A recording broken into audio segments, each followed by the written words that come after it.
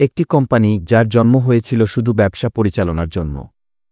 2টি জাহাজ নোঙর করার অনুমতি দেওয়া হয়েছিল, যার উদ্দেশ্য ছিল 2টি ভূখণ্ডের মধ্যে পণ্যের আদান প্রদান সহজ করা।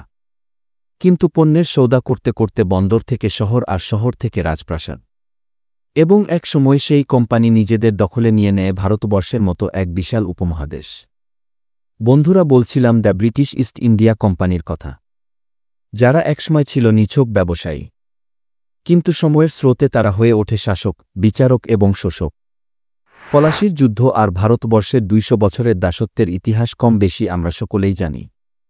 তবে আজ আমরা ইতিহাসের আরও পেছনে ফিরে যাব, যেখানে যুদ্ধ নয় শুরু হয়েছিল কাগজ, কলম ও চুক্তির মাধ্যমে আর শেষ হয়েছিল ঢাল তলোয়ারের ঝনঝনানিতে। আজকে আমরা জানব ব্রিটিশ ইস্ট ইন্ডিয়া কোম্পানি সৃষ্টির সেই রোমাঞ্চকর ইতিহাস। মানুষ সেই প্রাচীনকাল থেকেই ব্যবসা করে আসছে, তবে তখন তা ছিল এক মালিকানা ব্যবসায়, যেখানে একজন মালিক তার ব্যবসায়ের সকল কার্যক্রম পরিচালনা করে ও যাবতীয় ঝুঁকি বহন করে। মধ্যযুগে এসে এই এক মালিকানা ব্যবসায়ের ঝুঁকির কথা বিবেচনা করে কয়েকজন ব্যবসায়ী একত্রে মিলে অংশীদারি ব্যবসায় বা পার্টনারশিপ বিজনেস শুরু করে, যার উদ্দেশ্য ছিল ব্যবসায়ের ঝুঁকির বোঝা যাতে কোনো ব্যক্তির একার কাঁধে না পড়ে। তবে 17 শতকের শুরুর দিকে ইংল্যান্ডের কিছু ব্যবসায়ী জয়েন্ট স্টক কোম্পানি নামে একটি নতুন ব্যবসার ধারণা সৃষ্টি করে।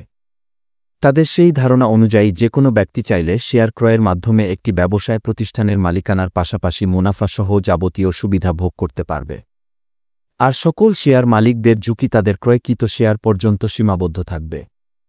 এই ধারণাটি তৎকালীন ইংল্যান্ডের মানুষের মধ্যে বেশ সাড়া ফেলে দেয়। এরপর 1600 সালের 31 ডিসেম্বর ইংল্যান্ডের রানী প্রথম এলিজাবেথ কিছু ব্যবসায়ীর একটি দলকে একটি চার্টার বা সনদ প্রদান করেন, যেই সনদের ভিত্তিতে তারা গঠন করে the governor and company of merchants of London trading with the east Indies, যাকে সংক্ষেপে বলা হয় ইস্ট ইন্ডিয়া কোম্পানি। শুরুর দিকে তাদের উদ্দেশ্য ছিল শুধুই মশলা ও রেশমের মতো পণ্যের বাণিজ্য করা, কিন্তু ধীরে ধীরে তারা ব্যবসায়ের আড়ালে এক সাম্রাজ্য গড়ার পরিকল্পনা শুরু করে। 1608 সালে ইস্ট ইন্ডিয়া কোম্পানির প্রথম জাহাজ ভারতের সুরাট বন্দরে নোঙর করা হয়। 1612 সালে তারা মুঘল সম্রাট জাহাঙ্গীরের কাছ থেকে ব্যবসার অনুমতি নেয়। পরে তারা ভারতের বিভিন্ন অঞ্চল যেমন সুরাট, মাদ্রাজ, বোম্বে ও কলকাতায় বাণিজ্য কেন্দ্র তৈরি করতে শুরু করে। তারা প্রথম দিকে ব্যবসা করে এত মুনাফা অর্জন করে যে সেই মুনাফার সাহায্যে কোম্পানি নিজেদের এক বিশাল সৈন্যবাহিনী গঠন করে।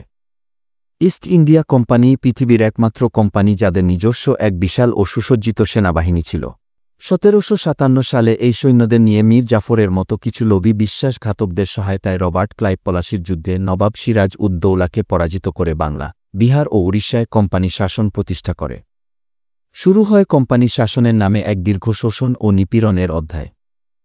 পলাশির যুদ্ধে বিজয়ের মাধ্যমে ইস্ট ইন্ডিয়া কোম্পানি বাংলার অর্থনীতিতে পূর্ণ নিয়ন্ত্রণ প্রতিষ্ঠা করে। নবাবের কোষাগার থেকে কোম্পানির কর্মকর্তারা অবাধে স্বর্ণ, রৌপ্য, রত্ন ও দামি জিনিসপত্র লুণ্ঠন করে ইংল্যান্ডে পাঠায়।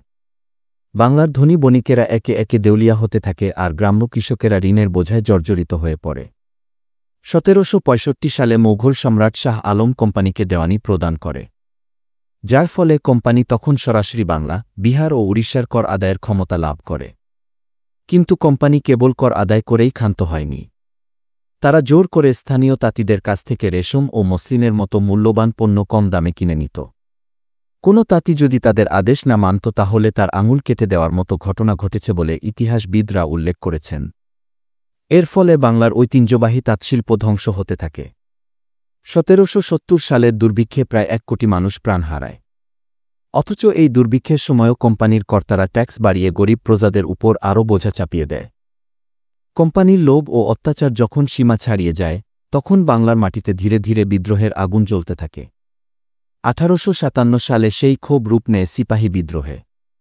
ধর্মীয় অপমান, মজুরির বৈষম্য, সামাজিক অবমাননা সব মিলিয়ে কোম্পানির অধীনে থাকা ভারতীয় সিপাহীরা সশস্ত্র বিদ্রোহে ঝাঁপিয়ে পড়ে।